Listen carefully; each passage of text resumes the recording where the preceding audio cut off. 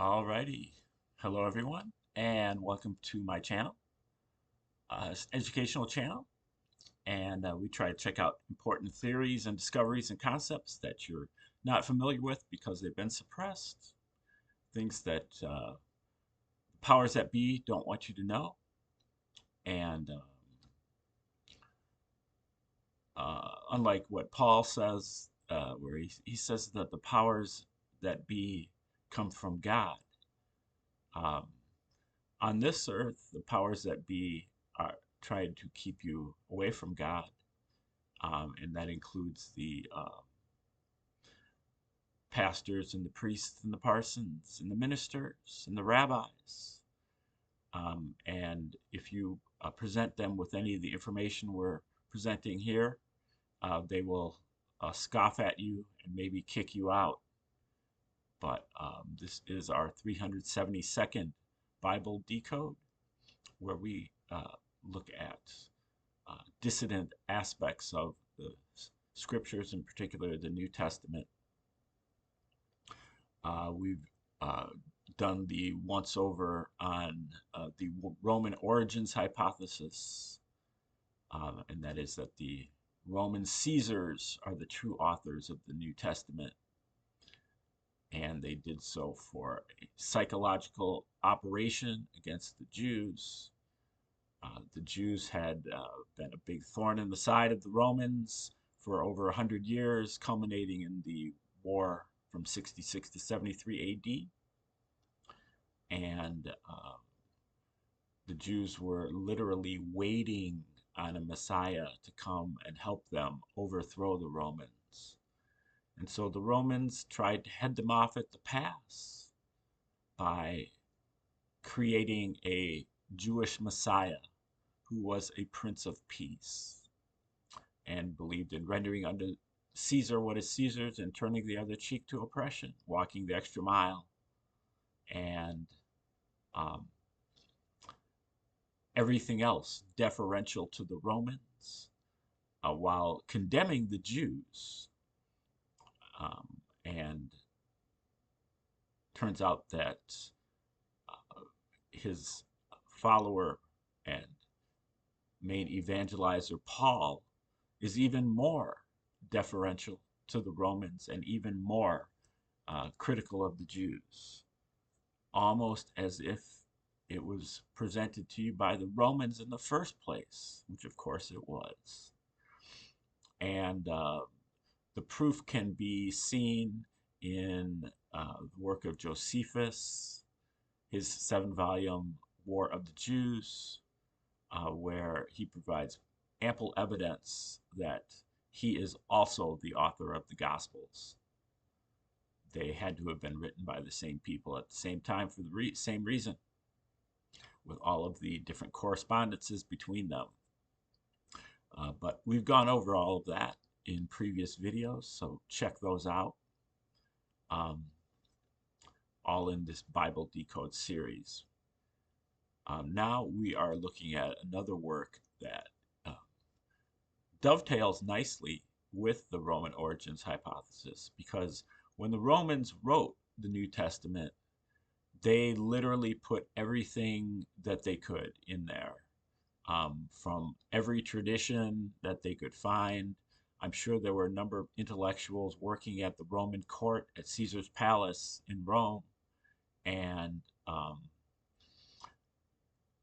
all the influences are put in there. Roman and Greek philosophy and astrology and mythology and mystery schools and Indian religion and philosophy, Egyptian religion and philosophy, Persian religion and philosophy, shamanism, alchemy, all of it's in there. They just threw it all in there. They're trying to convince the reader that this is a religious text. So, they're going to borrow from every tradition that they know of. And given that there were probably a whole army of intellectuals working on this, they probably knew of everything. And so that's what they put in there. And That's kind of what we're looking at here with this old book here from Kersey Graves that is called 16 Crucified Saviors. And this goes over the history of a lot of other saviors that have existed in the world that have stories that are eerily similar to the stories of Jesus.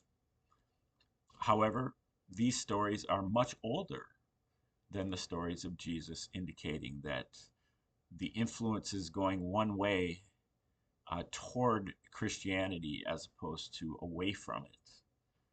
And so Christianity is borrowing from these stories, mostly about heathens and pagans um, who have mysteries in their own traditions and saviors in their own traditions, messiahs. And we're about to start chapter 14, which is called The Savior's Kingdoms Not of This World. And this section is called Retirement and 40 Days Fasting. Christ taught, "My kingdom is not of this world." And we find that most of the other saviors virtually and practically taught the same doctrine. The first practical evincement of it was exhibited by retiring from the world. That is, they retired from the noise and commotion, from the busy scenes of life, into some sequestered spot excluded from human observation. Christ is reported to have withdrawn from society and to have spent some 40 days in the wilderness fasting and being tempted by Satan, a man of straw conjured up in order to furnish the hero God something to combat with, that he might thereby exhibit practical proof of his divine power and prowess. It was simply the two kings or rulers of two hostile kingdoms, heaven and hell, contending for the mastery.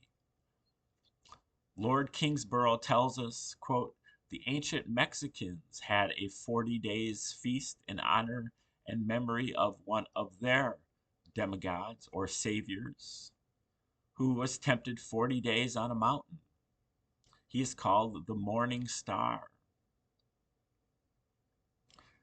Mr. Kingsborough, being a Christian, remarks, "These things are very curious and mysterious. It is said of the Son of God and Savior Krishna that he imparted his doctrines and precepts in the silent depths of the forest. Of the Egyptian god Osiris, we are informed in his sacred legends that he observed both fasting and penance, while Pythagoras of Greece spent several years in meditation and retirement in a cave, and was much given to fasting, and often inculcated the doctrine of forsaking the world and the things thereof. He taught these things both by precept and example, even to the forsaking of relations. Both Confucius and the divine savior Shang-Ti of China, in order to attain to a more perfect state of holiness, spent several years in retirement and divine meditation, the former in a wilderness, the latter on a mountain, and fasted. And their disciples after them often fasted in a very devout manner. The Persian Zoroaster also spent several years in retirement and contemplation on true holiness, partly in a wilderness and partly on a holy mountain. Holy mountains being the favorite places of resort of most of the holy saviors, holy gods, and holy men of antiquity. One of the ancient saviors, Thomas, is reported to have spent 12 years in devout and contemplative retirement, from the busy world. According to the Christian Bible, Moses, Elijah, and Christ each fasted 40 days, and a Mexican savior too, Quetzalcoatl, spent 40 days in a similar manner, and other cases are so reported. We may institute the inquiry here. How happens this coincidence? The answer is indicated by the Hierophant. Quote the Hierophant, which says, Jesus in his baptism and 40 days fast imitated the passage of the sun through the constellation Aquarius, where John, Joannes, or Janus, the baptizer, had his domicile, and baptized the earth with his yearly rains. Having been baptized in Jordan, he fasted 40 days in the wilderness in imitation of the passage of the sun from the constellation Aquarius through the fishes to the lamb or ram of March. During the 40 days when the sun is among the fishes in the sign of the fish, the faithful Catholics, Episcopalians, and Mohammedans abstain from meat and live upon the fishes during the season of Lent, as did the Jews and pagans, and as did also Jesus, to fulfill all righteousness.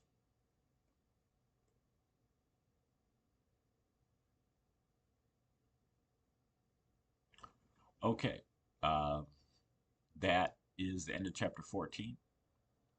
Chapter 15 is called The Saviors Were Real Personages. And hopefully I won't fall asleep while I read this. I've been having a little bit of trouble getting enough sleep here lately. So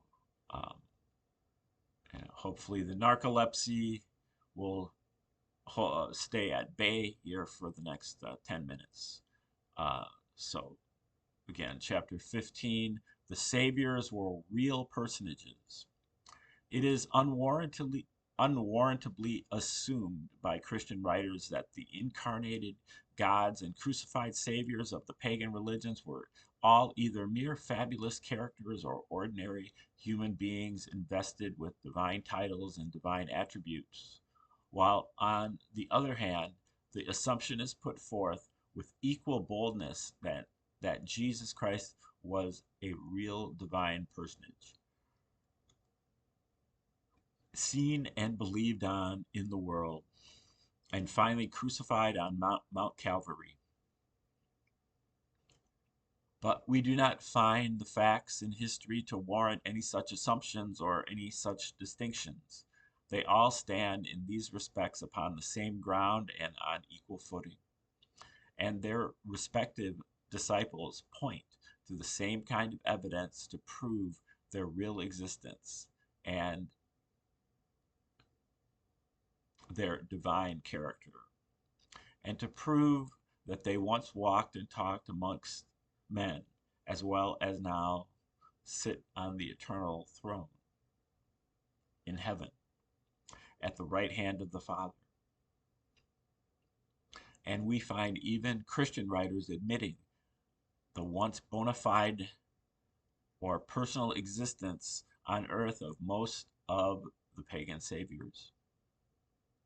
As to the two chief incarnated gods of India, Krishna and Sakya, there is scarcely a peg left to hang a doubt upon as to the fact of their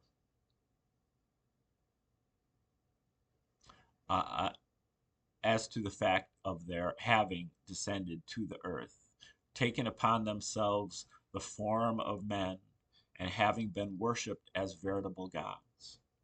Indeed, we believe but few of the missionaries who have visited that country question the statement and general belief prevalent there of their once personal reality. Colonel Todd, in his History of the Rajas, says we must discard the idea that the Mahabharata, the history of Rama, of Krishna, of the five Padua brothers are mere allegories, colossal figures, ancient temples, and caves,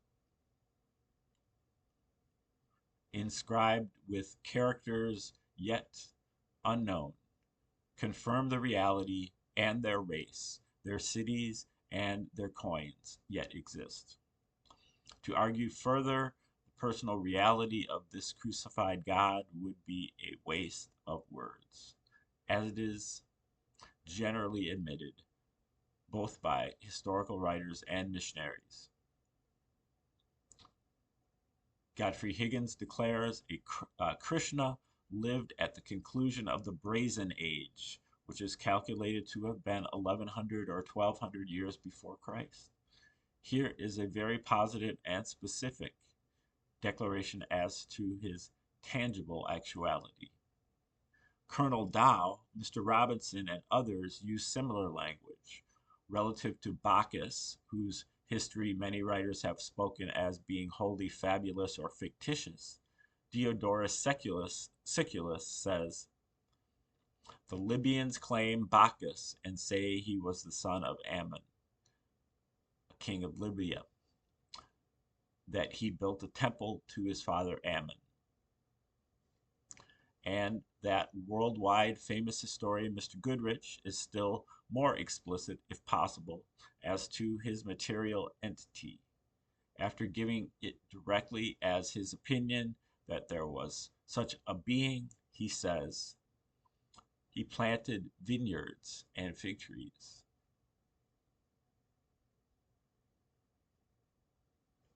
And erected many noble cities. He moreover tells us his skill in legislation and agriculture is much praised.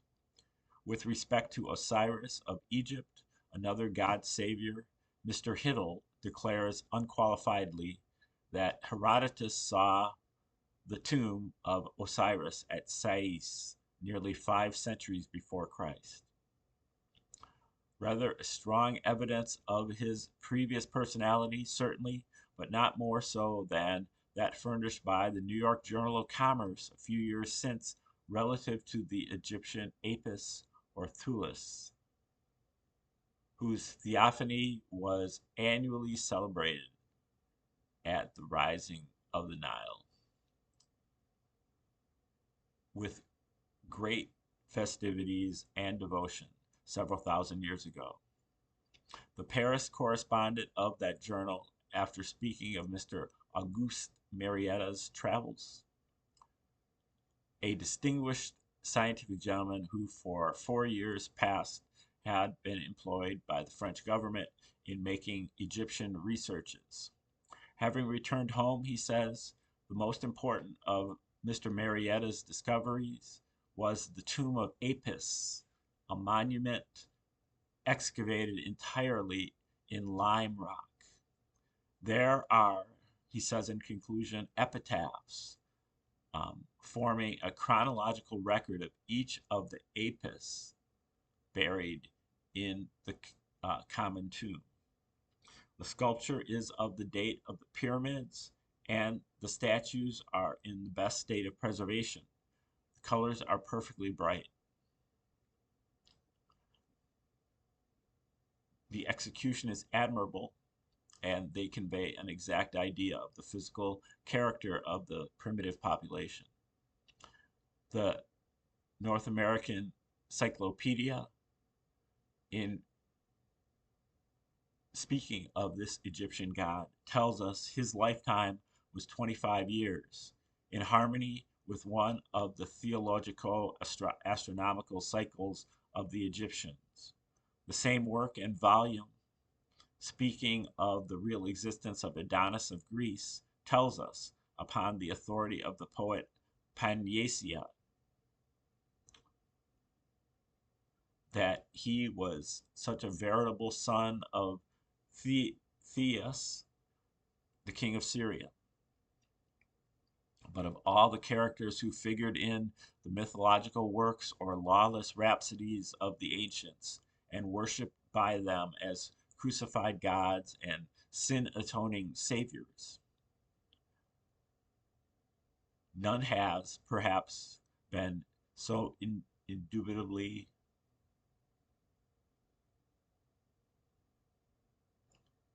so positively and so universally set down as mythological or fabulous as that of Prometheus of Caucasus. And yet, Mr. Lampriere tells us in his classical dictionary that he was the son of Japetus. Sir Isaac Newton says he was a descendant of the famous African Sesostris, while that erudite and masterly historian Mr. Higgins seems to have entertained no doubt of his personal personal ESSE, nor indeed of many, if any, of the pagan saviors, as the following declaration will show. He says, quote, finding men in India and other countries of the same name of the inferior gods has led some to conclude that those deified men never existed, but are merely mythological names of the sun. True, the first supreme god of every nation, not excepting the Jews, was the sun. But more modernly, the names were transferred to men. Again, he says, inasmuch as some of them are found to have been real bona fide human beings, there is nothing unreasonable in concluding that all were. And if we take into consideration the true and indisputable fact that the priests had everything at their disposal, and the strongest motives for concealing and suppressing, not to say garbling and destroying evidence, it is not to be wondered at that the histories of some of these gods should be somewhat obscure and ambiguous. Further on, he declares, in every case the Savior was incarnate, and in nearly every case the place in which he was actually born was exhibited to the people. And upon the authority of the Hierophant, we will add the memories of many of them have been consecrated and perpetuated by tombs placed beside their temples, which is perhaps the most convincing evidence of species that could be offered. The evidence then is precisely of the same character as that offered in the case of Jesus Christ to prove that the pagan saviors did really possess a substantial earthly and bodily existence, though it is true that it never has been universally conceded or believed by Christians themselves that Jesus ever had a personal or corporeal existence on earth. Cotylianus, in a note on Ignatius' epistle to the Trallians, written in the 3rd century of the Christian era, declares that it is absurd to decay the doctrine, which taught that Jesus Christ's body was a phantom, as to deny that the sun shone.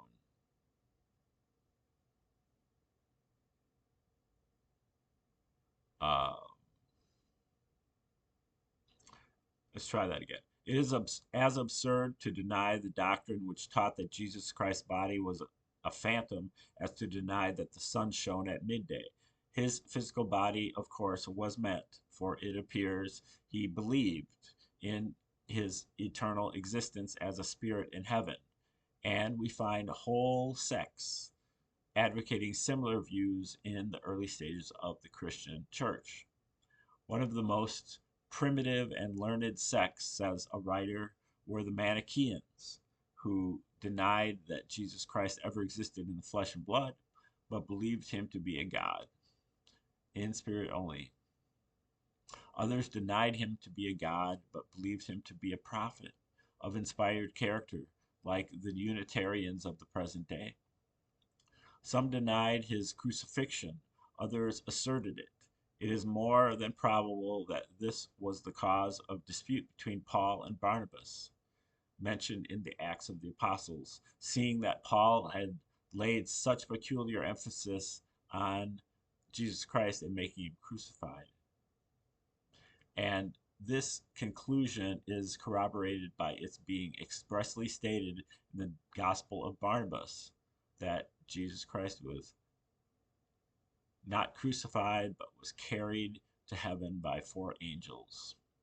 There was a long list, says the same writer, from the earliest times of sincere Christians who denied that Jesus Christ rose from the dead, while, as we may remark here, there could not have been at that early date any grounds for denying these things had he really figured in the world in the miraculous and extraordinary and public manner as that related in the Gospels. Okay, that is the end of chapter 15.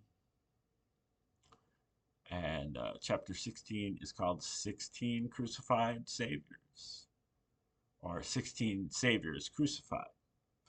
We'll get into that tomorrow. Like, share, subscribe, comment, and come back tomorrow for the newest Bible Decode, number 373, where we'll be looking into chapter 16, the eponymous chapter 16 Crucified Saviors by Kersey Graves. And meanwhile, please take care and have a wonderful day.